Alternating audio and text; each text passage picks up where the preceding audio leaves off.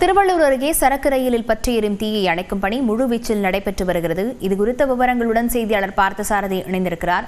பார்த்தசாரதி, தீயில் எரிந்து நாசமான பொருட்கள் குறித்த விவரங்கள் எதுவும் இருக்கிறதா? தீ பரவாமல் தடுக்கப்பட்டிருக்கா?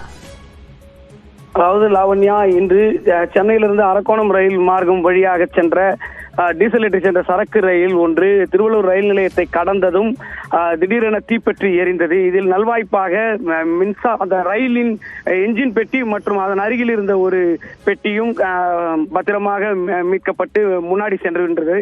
அதற்கு அடுத்து இருந்த 5 பெட்டிகள் தற்போது தீப்பிடித்து மலமளவென எரிந்து வருகிறது. 5 மணிக்கு பிடித்த தீயானது தற்போது வரை கொழுந்து விட்டு எரிந்து வருகிறது. இதனால் மிகப்பெரிய ஒரு சுற்றுச்சூழல் பாதிப்பும் அப்பகுதியில் ஏற்பட்டு சென்னை வரை அந்த புகை மூட்டத்தை காணக்கூடிய ஒரு சூழல் நம்மால் பார்க்க முடிகிறது. அதே போன்று தொடர்ந்து தீ அணைக்கும் பணியில் தீயணைப்பு வீரர்கள் ஈடுபட்டு வருகின்றனர்.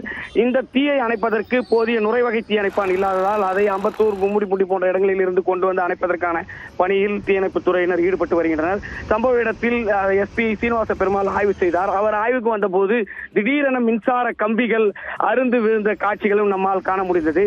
தொடர்ந்து இந்த ரயில் விபத்தினால் இந்த இப்பகுதி கரும் புகை சூழ்ந்துள்ளது. குடியிருப்பு பகுதியில் உள்ள பொதுமக்களை பத்திரமாக மீட்டு அங்கிருந்து அப்புறப்படுத்தி உள்ளனர்.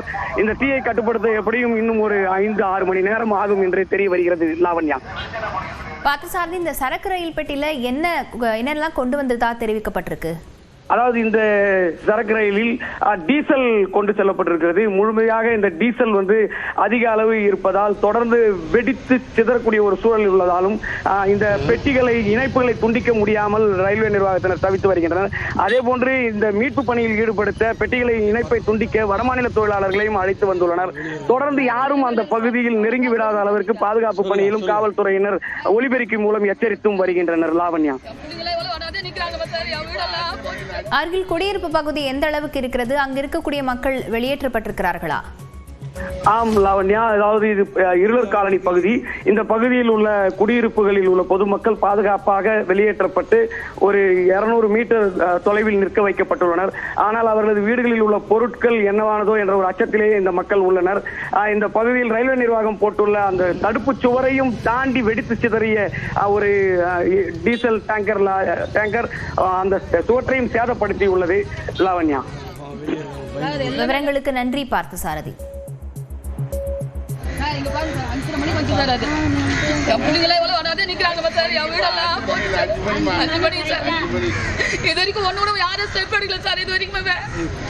தண்ணி இல்லடா, தண்ணி போட்டு அணைக்கிறது இல்லை இது.